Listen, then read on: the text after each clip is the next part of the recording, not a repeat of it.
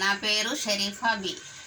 నేను మా టేకుల బస్తీ రామాలయం సీతమ్మ వారికి ఈ గొలుసు చేపించిన సీతమ్మ వారికి శ్రీరామచంద్రుడికి పెళ్ళి 2020 సంవత్సరం 25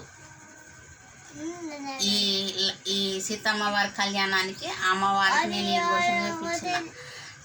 మా టేకుల బస్తీలో ఇదే ఫస్ట్ సీతమ్మ వారి గుడిలో ఈ కళ్యాణం జరుగుడు కాబట్టి ఈ గొలుసు చేపించిన అమ్మవారి దీవెనలు నాకు శ్రీరామచంద్రుడి దీవెనలు ఎల్లప్పుడూ ఉండాలి నా కుటుంబానికి అని నేను ఆ దేవుణ్ణి మొక్కుతాను.